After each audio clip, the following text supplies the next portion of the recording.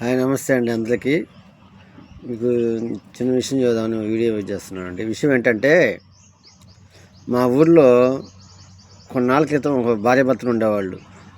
ఆ భర్తకి వయసు అయిపోయింది, కొద్దిగా ఏదో కారణాల వల్ల ఆరోగ్యం బాగలేక మంచాన పడ్డాడు.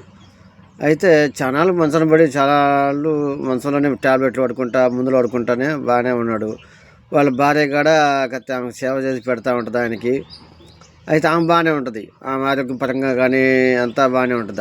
ఆయన మాత్రం ముసలోడు అయిపోయి మంచాన పడ్డాడు. అయితే ఈయనకి వేరే ఏదో జబ్బు ఏదో బాగలేదని చెప్పేసి చూపిద్దామని చెప్పేసి వేరే తెలిసిన వాళ్ళ దాదాగా ఒక నాటు వైద్యం చేసేవాళ్ళు, లేకపోతే ఇట్లా మంత్రాలు చదివే వాళ్ళు ఉంటారు కదా, వాళ్ళ కాడికి వెళ్ళేసింది. వెళ్తే వాళ్ళు అన్నారు, అమ్మ 10,000 అయింది, మేము మీ ఆయనకి న్యాయం చేస్తామని చెప్పేసి మాట్లాడుకుంది. సరే ఓకే అండి అని ఇస్తాను అని చెప్పేసి మాట్లాడుకుంది. వచ్చి మళ్ళీ వెళ్ళారు డబ్బులు తీసుకుని. వెళ్ళినాక ఆడ 10 రోజులు ఉండాలమ్మా అన్నారు. 10 రోజులు. ఆ 10 రోజులు ఏం జరిగిందంటే, ఆ 10 రోజుల్లో ఆమెకి వాళ్ళ ఆయనకి ప్రతిదీ చేసే ట్రీట్మెంట్లో సగం భాగం ఏమే చేసిందంట పని. ఆమె చేత చేయించారంట. ఆ ట్రీట్మెంట్ ఏదో మనకు తెలియదు కదా ఎట్లా ఏం చేసేది అనేది, అది ఆమె చేత చేయించారంట. అయితే ఇంకా లాస్ట్ 10 రోజులు అయిపోయింది. 10 రోజులు అయిపోయిన తర్వాత బిల్లు కట్టమన్నాడు. 10,000 బిల్లు కట్టి తీసుకెళ్ళండి అమ్మా, ఇంక ఇబ్బంది లేదు అని చెప్పేసి అన్నాడు. అంటే ఆమె ఏం జరిగింది, అయ్యా నా దగ్గర డబ్బు లేదు, 9,000 ఉండే, 10,000 అన్నారు కదా, 9,000 ఉండయి, నా చేత శాఖలు చేయించుకున్నారు కదా, సగం శాఖ నేనే చేశాను కదా, 5 రూపాయలు తగ్గించుకోండి అని చెప్పేసి అని అన్నమాట. అన్నాకాడ ఇక్కడ వీళ్ళిద్దరికి కొంచెం డిస్కషన్ జరిగింది.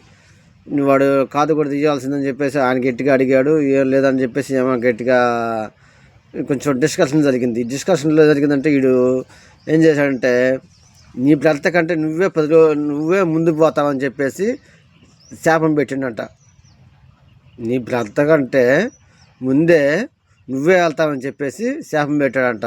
సరే అదేంటంటే వాళ్ళు ఏదో అంటారులే, మనకి ఏది లేనన్నట్టుగా ఆమె టేక్ తీసుకుని వచ్చేసి ఇంటికి వచ్చిన 10 రోజులకే మంచాన పడిపోయిందండి. వచ్చిన 10 రోజులకే మంచాన పడిపోయి మనిషి బాగా డీలా అయిపోయిందనమాట.